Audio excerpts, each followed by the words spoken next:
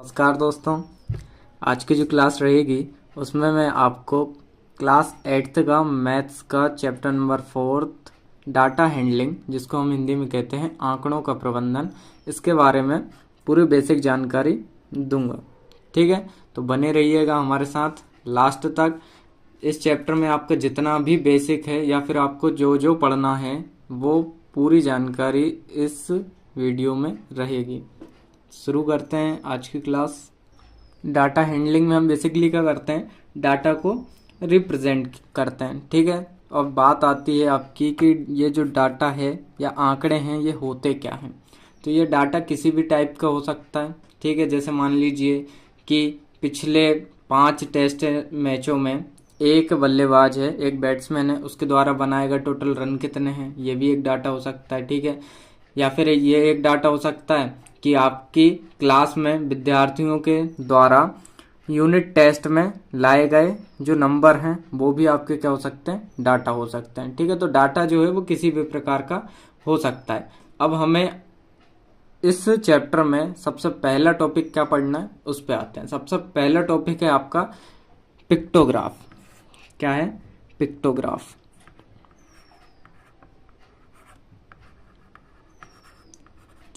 Pictograph को हम हिंदी में कहते हैं चित्रालेख। ठीक है, अब पिक्टोग्राफ या फिर चित्रालेख क्या होता है इसको समझते हैं हम।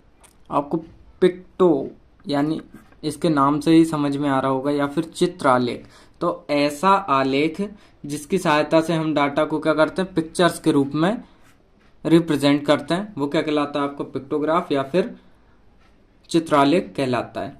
ठीक है, तो मान लीजिए कि आप एक स्टोर में हर दिन पेंसिल सेल हो रही हैं। ठीक है, क्या मानना है कि एक जनरल स्टोर है, ठीक है, उसमें क्या हो रही है, पेंसिल सेल हो रही हैं हर दिन। यदि आपको 30 पेंसिल का डाटा रिप्रेजेंट करना है, ठीक है, तो उसके लिए हम कैसे प्रेजेंट कर सकते हैं। अब इस डाटा को आप रिप्रेजेंट करने के लिए 2 तरीके अपना सकते हैं। पहला तो है कि आपको कितनी पेंसिलें सेल हो रही हैं, वहाँ पे 30 पेंसिलें हो रही हैं। ठीक है, तो आप वहाँ पे या तो 30 पेंसिलें बना लीजिए, नहीं तो एक पेंसिल बनाइए। ठीक है, और एक पेंसिल को आप रिप्रेजेंट करिए 10 पेंसिलों से। ठीक है, कि मतलब एक पेंसिल जो है वो 10 पेंसिल को रिप्रेजेंट करती है। ठीक है,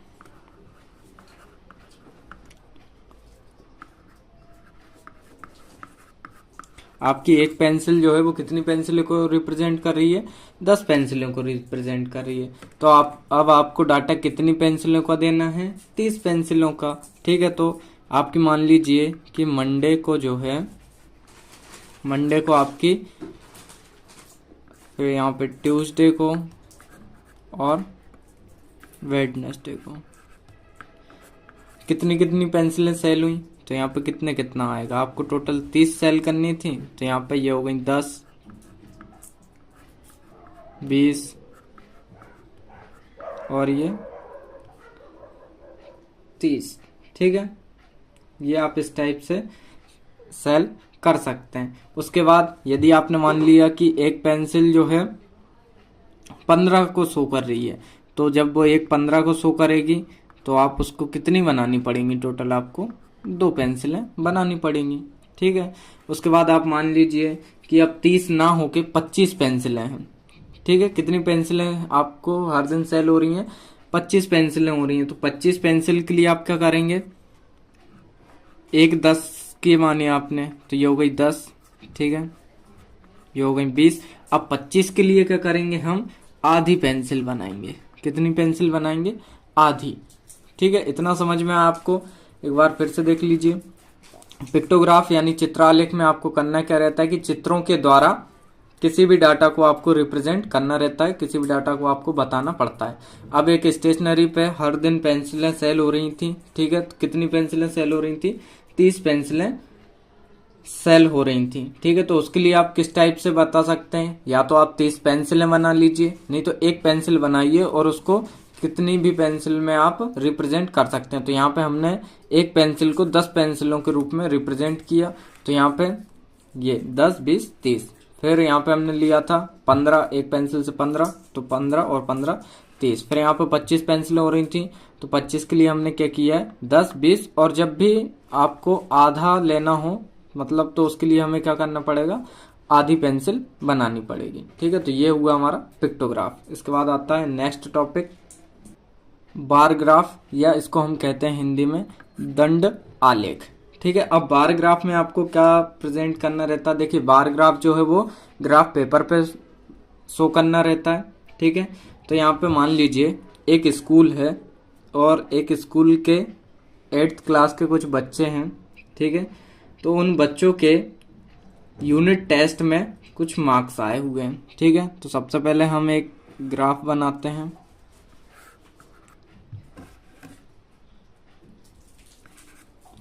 यहाँ पे आपका रहेगा 0।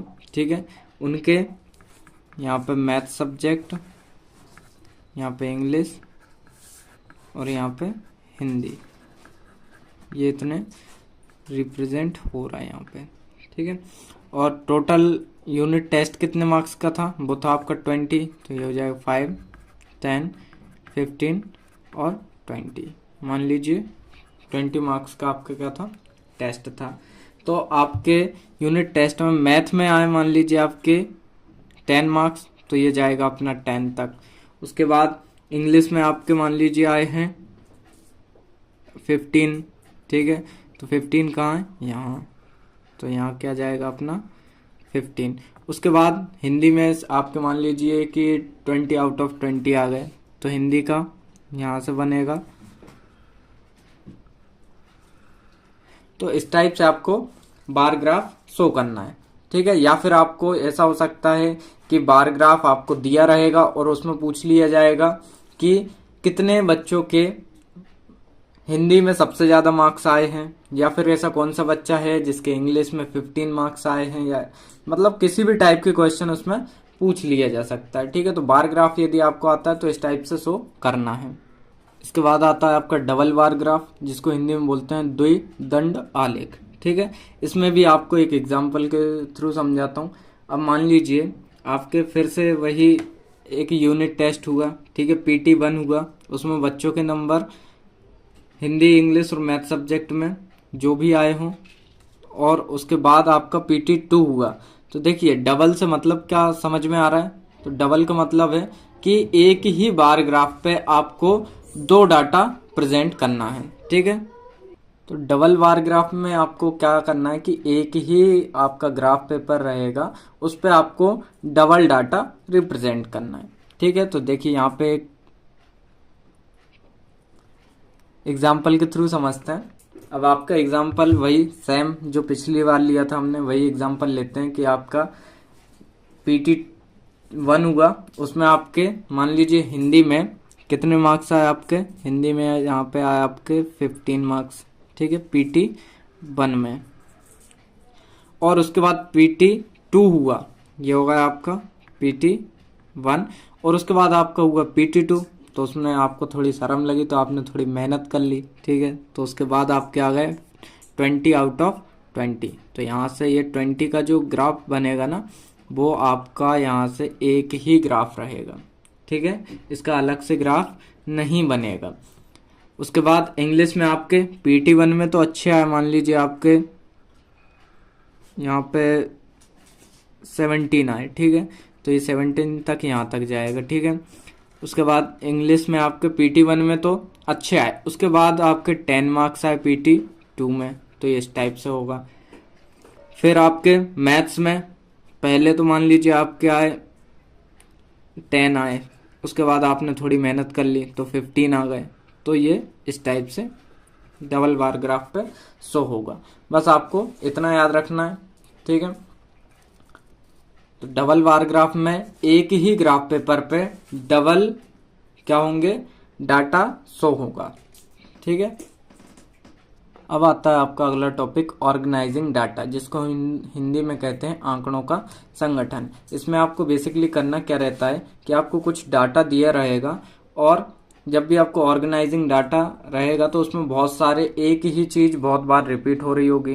पहली बात तो ये आपको याद रखना है, एक ही चीज क्या हो रही होगी, बहुत बार रिपीट हो रही होगी। तो उसको आपको एक डाटा के रूप में किस टाइप से आप उसको हैंडल करते हैं, तो उसको आपको दिखाना रहेगा ऑर्गेनाइजिंग डाटा में। देखिए, अब एक मान लीजिए आपकी एक क्लास में स्टूडेंट हैं कुछ, तो उन स्टूडेंट को यहाँ पे एम से कुछ सब्जेक्ट पसंद है, जैसे हिंदी, इंग्लिश और मैथ, ठीक है।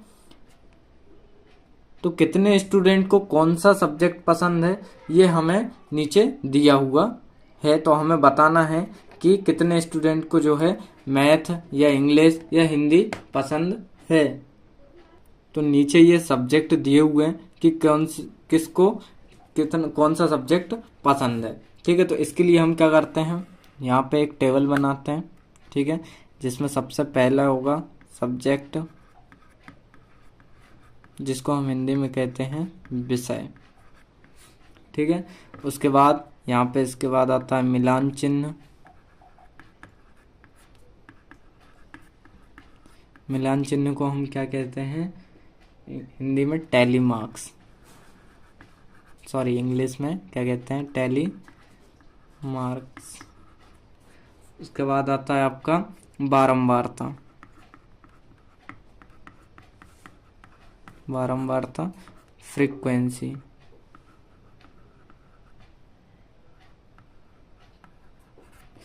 ठीक है। ये आपको एक टेबल बनाना है। अब इसमें विषय आपके कितने हैं, 3 विषय हैं, मैथ्स, इंग्लिश और हिंदी। ये आपके 3 विषय हैं, तो वो हमने विषय में लिख दिया। उसके बाद आपको मिलान चिन्ह में आपको टैली मार्क्स में और फ्रीक्वेंसी में बारंबारता में क्या लिखना है, तो पहले आपका है मैथ सब्जेक्ट। तो अब यहाँ पे मैथ कितनी बार आ रहा है वो हम गिनेंगे, 1 2 3 4 5 6 7 8, यहाँ पे 8 बार क्या आ रहा है, मैथ, ठीक है। तो मैथ में हम लिखेंगे 8, बारंबारता में 8 लिखेंगे। और टैली मार्क्स कैसे बनाते हैं, 1 2 3 4 और ये क्रॉस वाला 5 6 7 8, ये होगा इसका मिलान चिन्ह या टैली मार्क्स, ठीक है। अब इस सेम करते हैं हम इंग्लिश के लिए। तो इंग्लिश वाले गिनते कितने, 1 2 3 4 5 6 7 8 9, इंग्लिश कितने हैं, 9। तो ऐसे कितने स्टूडेंट हैं जिनको इंग्लिश पसंद है, 9। तो 1 2 3 4, ये 5 6 7 8 9, ठीक है। अब बचा आपका हिंदी, तो हिंदी वाले गिनते हैं। हिंदी वाला 1 2 3 4 5 6 7 8, हिंदी वाले भी कितने हैं, 8 हैं। ऐसे विद्यार्थी हैं जिनको हिंदी पसंद है। तो 8 कैसा बनेगा, 1 2 3 4, ये 5 6 7 8, ठीक है। तो इस टाइप से हमें ऑर्गेनाइजिंग डाटा या आंकड़ों का संगठन करना है। एक बार फिर से समझ लीजिए, एक क्लास में कुछ विद्यार्थी हैं जिनको कुछ को मैथ पसंद है, जिनको कुछ ऐसे हैं जिनको इंग्लिश पसंद है और कुछ ऐसे हैं जिनको हिंदी पसंद है। तो हमें यहाँ पे सब्जेक्ट दिए हुए थे, ठीक है। यहाँ पे हमने एम से मैथ को रिप्रेजेंट किया, ई से इंग्लिश को, एच से हिंदी को। तो यहाँ पे कुछ सब्जेक्ट दिए हुए थे जो विद्यार्थियों को पसंद है। तो हमें जब भी हमें ऑर्गेनाइजिंग डाटा का एक चार्ट बनाना हो तो उसमें सबसे पहले जो भी आपका सब्जेक्ट हो वो यहाँ पे लिखना, ठीक है। उसके बाद आता है मिलान चिन्ह, जिसको हम इंग्लिश में कहते हैं टैली मार्क्स, और फिर आती है बारंबारता, जिसको कहते हैं फ्रीक्वेंसी, ठीक है। तो बारंबारता में आपको नंबर लिखने हैं और टैली मार्क्स में ये लाइनों के द्वारा आपको शो करना है। पहले 4 लाइन खींचना और 5वें के लिए एक क्रॉस लगा देना है, ठीक है। तो ये समझ में आया आपको। इस टाइप से इसके बहुत सारे बड़े बड़े नंबर को भी आप रिप्रेजेंट कर सकते हैं। आता है आपका ग्रुपिंग डाटा। क्या है ग्रुपिंग डाटा, जिसको हम हिंदी में कहते हैं आंकड़ों का वर्गीकरण।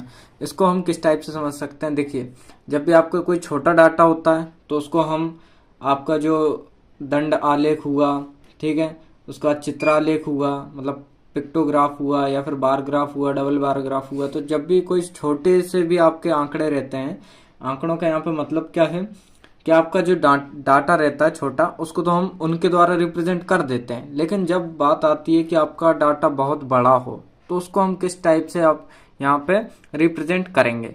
तो उसको बड़े डाटा को रिप्रेजेंट करने के लिए हम यूज करते हैं ग्रुपिंग डाटा का। इसमें क्या होता है कि डाटा को छोटे छोटे ग्रुप में बांट लिया जाता है, उसके बाद उसको रिप्रेजेंट कर दिया जाता है।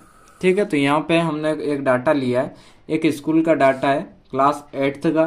ठीक है, जिसमें टोटल 45 स्टूडेंट हैं। अब 45 स्टूडेंट्स के मैथ सब्जेक्ट में नंबर आते हैं, टोटल 50 में से आपके नंबर आते हैं। तो यहाँ पे क्या नंबर आए हैं वो दिखा रहा हूँ, देखिए। सबसे पहले टोटल नंबर कितने हैं आपके, 50 हैं। तो हमने 50 को किस टाइप से डिवाइड किया है, वो किया है हमने, देखिए। पहले 0 से 10 का एक ग्रुप बनाया, फिर 10 से 20 का एक ग्रुप बनाया, फिर 20 से 30 और 30 से 40 और 40 से 50 का एक ग्रुप बना दिया हमने। ठीक है, उसके बाद 0 से 10 के बीच में कितने स्टूडेंट के कितने नंबर आते हैं, तो देखिए 3 स्टूडेंट ऐसे हैं जिनके नंबर 0 से 10 के बीच में आते हैं। 8 स्टूडेंट ऐसे हैं जिनके 10 से 20 के बीच में नंबर आते हैं।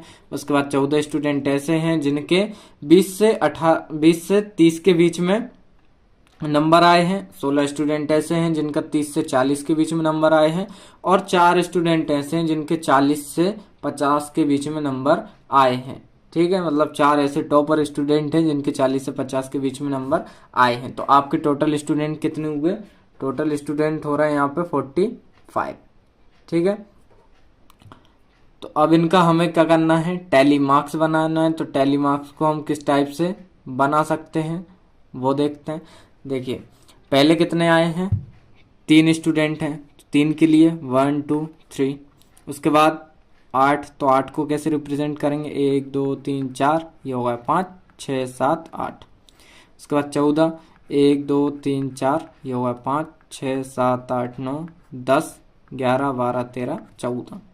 उसके बाद 16, तो 1 2 3 4, 5 6 7 8 9 10 11 12 13 14 15 और ये 16। उसके बाद 4 स्टूडेंट के लिए 1 2 3 4। ठीक है, तो इस टाइप से हमें रिग्रुपिंग डाटा करना है। अब यहाँ पे एक छोटी सी बात और समझ लीजिए कि जो आपका 0 से 10 या 10 से 20 और 20 से 30 के बीच में जो गैप है, उस गैप को हम क्या कहते हैं, उसको हम कहते हैं एक वर्ग या क्लास। क्या कहते हैं, एक वर्ग कहते हैं या फिर क्लास कहते हैं इसको इंग्लिश में। ठीक है, उसके बाद जो आपका 0 है, तो 0 क्या होगा, 0 या फिर यहाँ से 10 से 20 देखें, जो आपका 10 रहेगा या 0 रहेगा वो होगी आपकी निम्न वर्ग सीमा, जिसको इंग्लिश में कहते हैं लोअर क्लास लिमिट। ठीक है, और जो आपका 10 यहाँ पे जो 20 है 30 है, तो वो क्या रहेगी आपकी उच्च वर्ग सीमा या ऊपरी वर्ग सीमा, जिसको कहते हैं अपर क्लास लिमिट। ठीक है, ये आप याद रखिएगा। तो इस टाइप से आप ग्रुपिंग डाटा को रिप्रेजेंट कर सकते हैं। इसके बाद नेक्स्ट टॉपिक देखते हैं। इसके बाद वृत्त आलेख या पाई चार्ट। पाई चार्ट को हम इंग्लिश में भी पाई चार्ट ही बोलते हैं, हिंदी में जिसको वृत्त आलेख बोलते हैं। तो इसमें क्या किया जाता है, मान लीजिए आपको एक स्कूल के बच्चों से आपने पूछा कि आपको कौन सा स्पोर्ट पसंद है। तो ठीक है, उसमें बच्चे बताते हैं कि बच्चों ने बताया 50% बच्चे जो हैं उनको क्रिकेट पसंद है। ठीक है, फुटबॉल जो है वो 25% बच्चों को पसंद है। ठीक है, और कबड्डी जो है वो भी 25 स्टूडेंट्स को पसंद है। तो आप इसका एक पाई चार्ट कैसे बना सकते हैं, आपको बेसिकली क्या करना है, देखिए इसको 50% स्टूडेंट, तो 50% के लिए आप क्या करोगे, बीच में से इसको इस टाइप से कर दोगे, तो ये हो जाएगा 50%। उसके बाद 25, फिर यहाँ से बीच में से इसको क्रॉस कर दिए, ये 25 होगा, ये 25 होगा। तो इस टाइप से आप कर सकते हैं। लेकिन पाई चार्ट को ड्रॉ कैसे किया जाता है ये समझ लेते हैं हम। सबसे पहले आपको एक गोले, एक प्रकार की सहायता से आपको एक गोला बनाना है। ठीक है, यहाँ पे ये गोला नहीं बना है, लेकिन आप प्रकार की सहायता से जब बनाएंगे तो अच्छे से बन जाएगा। तो उसके बाद उसका एक सेंट्रल पॉइंट होगा जिसको आपको निकालना है। ठीक है, फिर यहाँ पे जो हमने देखिए पहले जो अभी एक एग्जाम्पल देखा था उसको लिख लेते हैं। आपका क्या था, क्रिकेट कितने बच्चों को पसंद था, 50% को। तो जब हम 50% को जब फ्रैक्शन के रूप में डिवाइड करेंगे तो क्या निकल के आएगा, 50/100 हो जाएगा, यानी आपका 1/2। ठीक है, फिर दूसरा टर्म 25% इन 25/100 हो जाएगा, इसका आंसर आएगा आपका 1/4। इसी टाइप से एक और 25% था आपका कबड्डी वाले स्टूडेंट का, तो ये हो जाएगा 25/100, ये भी आपका आएगा 1/4। तो 1/4 ये आ रहा है, पहले का 1/2, फिर 1/4 और 1/4। तो पाई चार्ट ड्रॉ करने के लिए सबसे पहले तो आपको निकालना पड़ता है सेंट्रल एंगल। ठीक है, तो अब वो देख लेते हैं कि सेंट्रल एंगल कैसे निकलता है।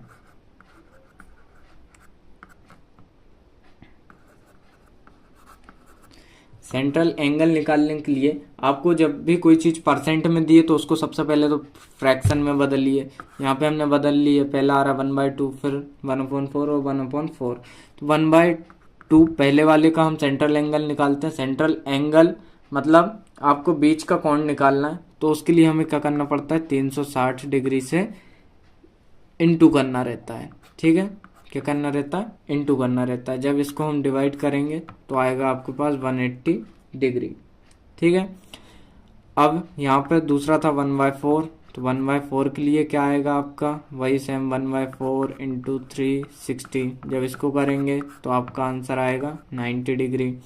फिर 1/4 यानी 360 डिग्री इज इक्वल टू आएगा आपका 90 डिग्री। ठीक है, तो अब यहाँ पे जो हमने गोला बनाया था, ठीक है, तो उसको हम क्या करेंगे, यहाँ पे 180 डिग्री का कोण कैसा बनता है, बिल्कुल सीधा बनता है। कैसा बनता है, बिल्कुल सीधा। ठीक है, उसके बाद दो 90 डिग्री के बनाने हैं आपको। 290 के लिए हम क्या करेंगे, एक बीच में से लाइन खींच देंगे, तो ये भी 90, ये भी 90, ये हो जाएगा आपका 180 डिग्री, ये हो जाएगा 90 डिग्री और ये वाला हो जाएगा 90 डिग्री। ठीक है, तो इसी टाइप से जो हमने पहले परसेंट वाला निकाला था, तो आपका वो भी ग्राफ ऐसा पाई चार्ट जो है वो भी ऐसा सेम बन रहा था, और सेंट्रल एंगल हमने निकाला तो वो भी सेम बनेगा।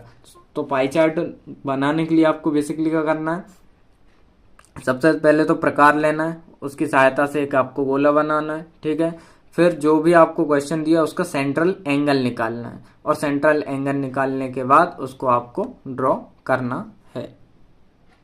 अगला टॉपिक आता है आपका प्रायिकता, जिसको इंग्लिश में कहते हैं प्रोबेबिलिटी। अब प्रायिकता किसे कहते हैं, तो किसी भी चीज के होने के कितने % चांसेस हैं, वो आपका प्रायिकता कहलाता है। ठीक है, यदि हम मान लीजिए एक सिक्के को उछालते हैं तो उस पर हेड या टेल आने के क्या चांस हो सकते हैं, वो आपकी प्रायिकता कहलाती है। तो इसको प्रायिकता को एक फॉर्मूले के द्वारा निकाला जाता है। तो इसका फॉर्मूला है, जिसको हम हिंदी में कहते हैं सूत्र, वो है आपका, इंग्लिश में देख लीजिए पहले, नंबर ऑफ फेवरेबल आउटकम्स, और इसके अपॉन में रहता है टोटल नंबर ऑफ आउटकम्स।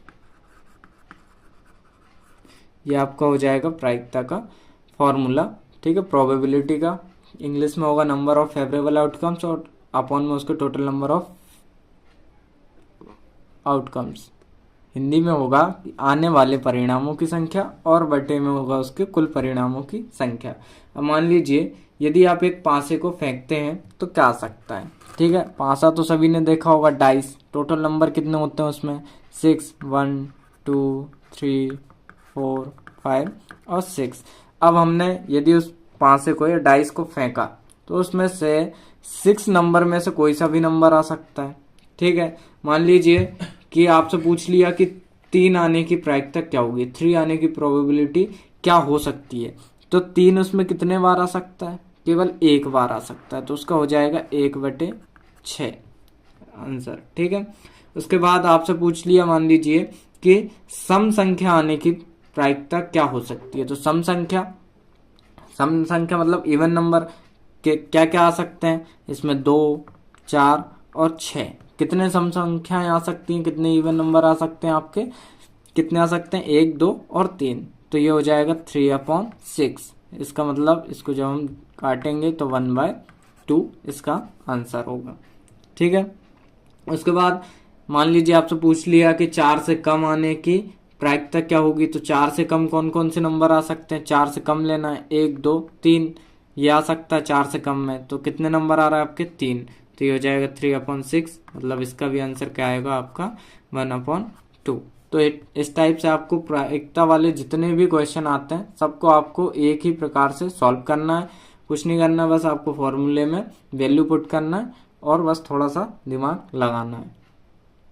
ठीक है, तो आज का ये हमारा लास्ट टॉपिक था। इस टाइप से मैंने आपको डाटा हैंडलिंग चैप्टर का पूरा बेसिक कवर करवा दिया है। अब इसके बाद हम सीधा करेंगे इसकी एक्सरसाइज। ठीक है, तो आज की क्लास आपको कैसी लगी कमेंट करके जरूर बताएं। यदि चैनल पे पहली बार आए हैं तो हमारे चैनल को सब्सक्राइब जरूर करें। धन्यवाद।